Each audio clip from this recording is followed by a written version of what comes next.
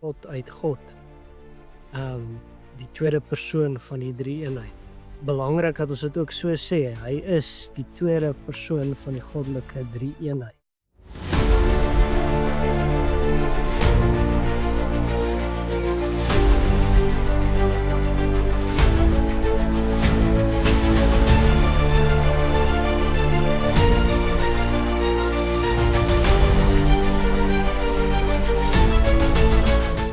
Goeiedag luisteraars, goeiedag Teens en goeiedag Alistair. Baie welkom by hierdie episode van Om die Woord.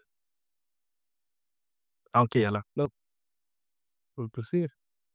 Nou vandag behandel ons vraag en antwoord 17, so terwyl ek ook nog in die trek is op pad Vryburg toe. Maar ek gaan vir ons begin deur die vraag voor te lees en dan die antwoord daarna en dan kan ons 'n bietjie ook gesels oor die taal. De vraag om antwoord 17 kom nou net na vraag en antwoord 16 wat in 16 praat oor waarom Christus of die middelaar wat ons ontvang 'n ware en regverdige mens moet wees en nou vraag 17 maar waarom moet hy terselfdertyd ook ware God wees? En dan antwoord die katekismus deur te sê om deur die krag van sy godheid die las van die toorn van God aan sy mensheid te kan dra en vir ons die geregtigheid in die lewe te kan verwerf en te kan teruggee. So, hy moet ware God wees, sodat hy die toorn van God kan dra en sodoende ook geregtigheid te kan laat geskied, soos God dit vereis. Al met dit wil ek dan aan julle manne so 'n paar vrae stel, en dan kan ons saam ook gesels daaroor. Wat beteken dit as ons dan nou sê dat Christus ware God is? Maar hoe moet ons daardie term en terminologie verstaan dat Christus ware God moet wees? Of kom ons sê dan eerder die middelaar wie dan Christus is, hoekom hulle ware God moet wees? Ja, ek kan ook begin en ook net sê die vorige vraag en antwoord dit wat ons laasweek hanteer het, gaan hy nogal baie mooi diep hierop in en ons het dink ek dit nogal mooi ook in diepte bespreek. 'n Mens kan ook net weer eens sê 'n mens moet in veral vandag se tyd nie enigsins probeer Christus as God afmaak dat hy nie een is nie, dat hy nie God is nie, dat hy is nie 'n godsman in die dat hy vroom en opreg en 'n goeie leier was nie. Hy is ook nie hierdie morele koning van Esopus tipe figuur nie. Maar hy is God. Hy is en dit is eenvoudig en die punt eindig daar. Daar is verskeie dwalinge wat ons kry waar mense wil afmaak as 'n skepsel.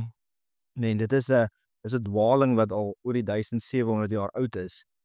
Is 'n dwaling wat ons vandag kry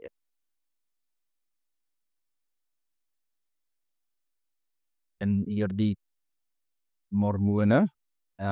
Iets wat ons kry by die Jehova Getuies. Mense wat hom afmaak as 'n skepsel. Ek dink iets wat mense ook net moet onthou ten opsigte van sy godheid. Mense gaan dit dan later ook, dink ek verder in die katekismus sien, dat 'n mens moet Christus nie enigstens klein maak nie. Nee, kindertjies is klein. Christus is nie klein nie. Mens moet ook net pas op vir die woordjies wat ons gebruik, nee, die woordjies wat ons gebruik vir kindertjies is nie die woorde wat ons gebruik vir die Almagtige nie. Net so dink ek net om hier in te val. Ja, ek dink ons kry baie keer mense wat soos jy sê, hulle gebruik hierdie kleiner beeld wat hulle skep van Christus. Waar hulle nie Christus erken as hulle verlof, nie woordeliks erken as hulle verlosser en Here nie, maar dit is ons liewe Jesus. Waar hulle eintlik maar afkraak maak aan die beeld van Christus, wat verskriklik is. En dis eintlik maar dan net 'n oortreding van die tweede gebod.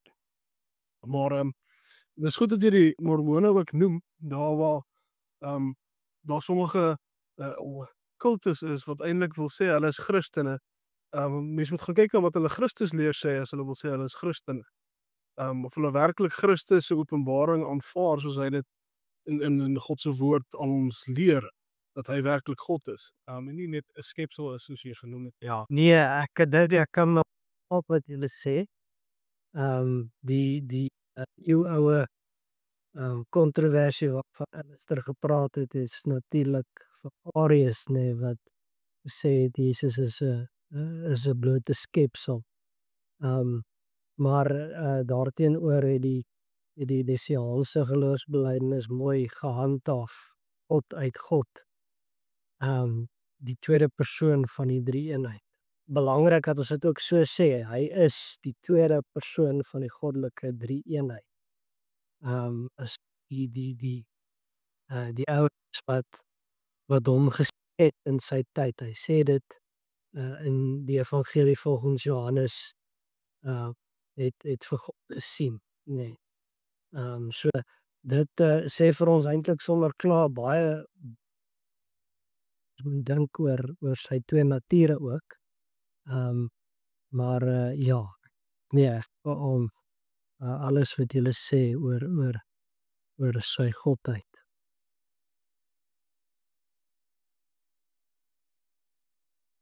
Man. Dit is 'n bietjie in die lyn van wat ons net nou gesê het, hoekom juist die klim op sy godheid hier en dat hy nie net 'n goeie mens is nie. Nee, so elke ongelowige sal vir jou ongelowige wat geskiedenis ernstig opneem sal so ver gaan as om te erken, maar hy was 'n goeie mens. Maar dit is nogal 'n stryd waarmee die gelowiges by Nicea gesit het. Dat as hy nie God is nie, moet ons bekommerd wees oor ons verlossing. As hy nie God is wat die volle omvang van ons straf kan dra nie, as hy nie God is nie, as ons baie bekommerd wees oor ons verlossing. Maar Nicea het die skrifte gelees, hulle het eenvoudig gelees wat daar staan en hulle het gesien, maar goed, hy is God. En hy verlote volkome, volledig. Daarom dat hy nou nie net as 'n goeie mens bestempel kan word nie. En as hy net as dit bestempel word, sit daardie persoon met 'n probleem. Ja, sodra ons Christus se goddelikheid wegneem, dan is ons hele Christologie daarmee heen en dan is ook ons redding net so ook daarmee heen. Oral wil ek graag vir julle hoor, wat is dan die implikasie wat hierdie vir mense het wat glo dat hulle eie sondes kan regmaak of eie sondes kan wegbetaal of versoen. Nie net ander gelowe nie, selfs gereformeerdes in ons eie kringe wat selfs hierdie dwaalings ons aanhang sonder hulle dit weet. Ek dink dis nogal 'n baie kragtige ding wat ons bely in antwoord 17. Dit sê dit wat Christus vir ons kom doen het, moes hy doen as ware God, omdat 'n perfekte mens dit nie eers sou kon doen nie. Wat nou nogals erg is, want niemand wat hier sy eie verlossing probeer bewerk, dink ek sal sommer sê hy is perfek nie. Ons is nie eers daar nie. Nee, wat nog meer van wat nog as ons nie eers daar is nie, hoe sal ons die las van God se toorn kan dra of die geregtigheid in die lewe, hoe sal ons dit vir onsself kan verwerf? So nee, ek dink dit is hoe ek nogal op daai vraag sal reageer, nee. Die implikasie is daar is nie so iets soos jy kan jou eie versoening met God bewerk nie. Daarvoor is die verhouding te gebreek. Dit kan nie. God self is nodig om dit heel te maak. Wat op jy dink aan Christus in die bergpredikasie waar hy in Matteus 5 sê hy dat om gered te wees, moet jy nog meer doen as wat die skrifgeleerdes en die fariseërs doen. So jy stel 'n verskriklike eis en dan nog verder stel hy hierdie eis dat jy perfek voor God moet lewe. Jy moet onberispelik lewe voor die Here se oë. So hierdie wetgeleerdes, dit nie is 'n fraksie van dit wat nodig is om in die hemel te kom deur hulle eie werke nie. So daarom is Christus so nodig. Hy's die kern van ons redding. Ja, skok ek tog net kan aanhaak by wat Gentiens ook nou net gesê het. Ek het onlangs dink ek redelik gekonfronteer met 'n opmerking wat 'n ander prediker gemaak het. En dit dat hy gesê het ons wil baie keer net tot die diepste slegste dele van ons induik en sê maar hey, al was ek so sleg en al was ek dan nou so ver van God, het Christus my nog steeds gered. Hy het my genade gewys. Ek het gehoor baie treffend gesê hierdie wat ons nou praat oor mense wat hulle eie verlossing en versoening bewerk, is dat ons baie treffend gesê Christus het die beste in my gesien. En nog steeds was dit nodig dat hy my kom verlos. En nog steeds het hy gekom om my te red. Wat eintlik wys dat die beste wat ons kan hê, wat ons het of wat ons kan gee of wat ons dink ons kan gee, dit is die heel slegste.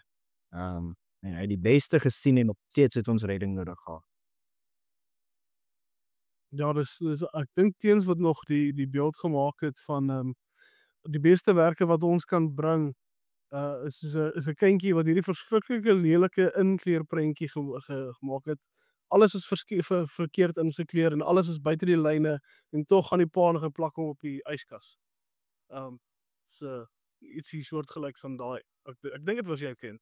Ja, nee, ek weet nie of was dit ek nie, maar dit geld nou natuurlik vir ons werke soos dit in Christus geheilig is. Dit is nog steeds gebrekkig. Die Here vind 'n behaag daarin. Wel.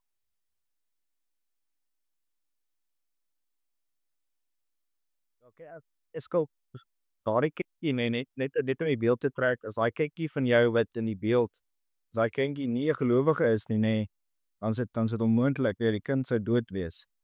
Mors dood nie, die vermoë om te teken nie. Dis 'n krasse stel, maar om net my beeld te volg, dit wys jy net die ongelowige, Die ongelowige het nie die vermoë om hierdie lelike prentjie te teken nie. Net die gelowige het. Ja. Maar dit wys ons ook hoe kras ons sonde is. Ja. Die verskop en verwoesting wat ons sal doen. En ek sê spesifiek ons, want ons wil altyd gewoonlik die ander persoon se sonde aankla, ander persoon se sonde uitwys, maar op blind wees vir ons eie. So ons moet nie ons eie sonde kwytskeld uit die argument. Ja, en ek dink om eenvoudig te hou by die beeld van dood in ons sonde. Enige ander beeld, dink ek, die liewe Paul betem by die mense dat dit nie noodwendig waar is. Ja. Maar met dit al genoem, nou ek wil 'n bietjie so praat en 'n bietjie by julle hoor, hoe moet ons dan so 'n bietjie dink oor die verlossing wat ons ontvang in Christus? Hoe verskil dit, net kortweg, hoe verskil dit van die verlossing wat ander gelowe aan die mens beloof? Hindoeïsme, moslems, al die ander. Dis die waarheid.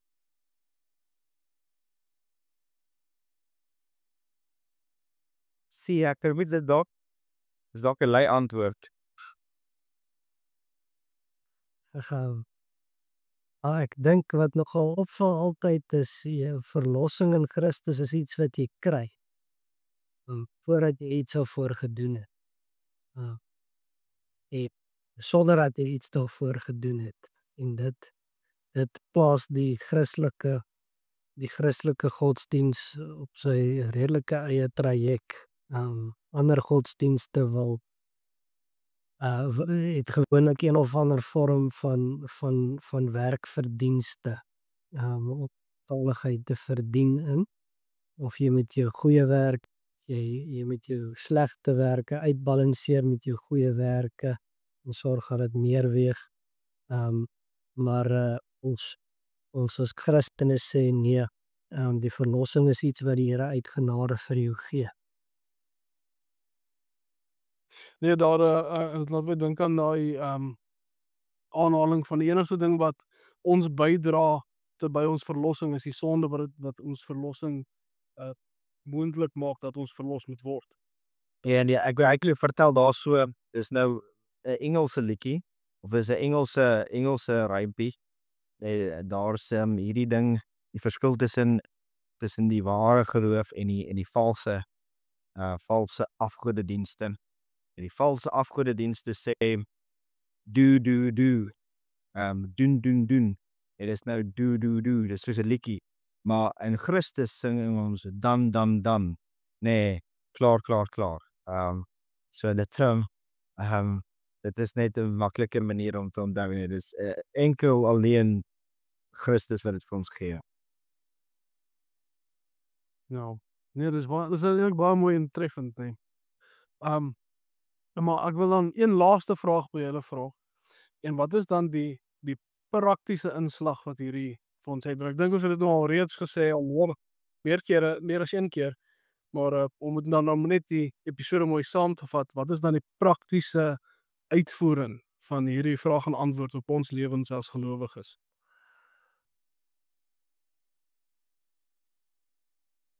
Ja, mens kan net dalk baie mooi aandagtig deur die eerste brief van die Tessalonisense lees. Hoekom ek dit spesifiek noem is, jy kry in daai eerste hoofstuk weer die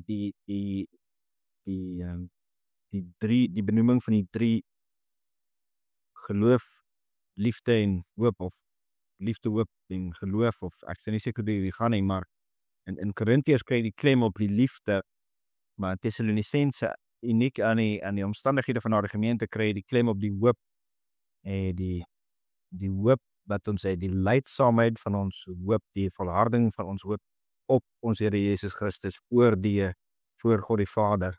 Hy wat dode opgewek is, hy wat opgevaar het na die hemel, en hy wat dan nou gaan terugkom om ons van die toekomstige toorn te verlos. En dat ons mag weet, en dit is 'n wete wat 'n mens se volle lewe omvat en verander, dat ons mag weet dat ons is veilig en ons skeiding is by Christus. Ja, baie dankie julle twee. Baie dankie Alistair, en baie dankie. Dan volstaan ons op. En mag julle 'n wonderlike dag verder hê, en mag die seën van God ook saam met julle wees. Ons sien ons julle volgende keer. Dankie. Totsiens.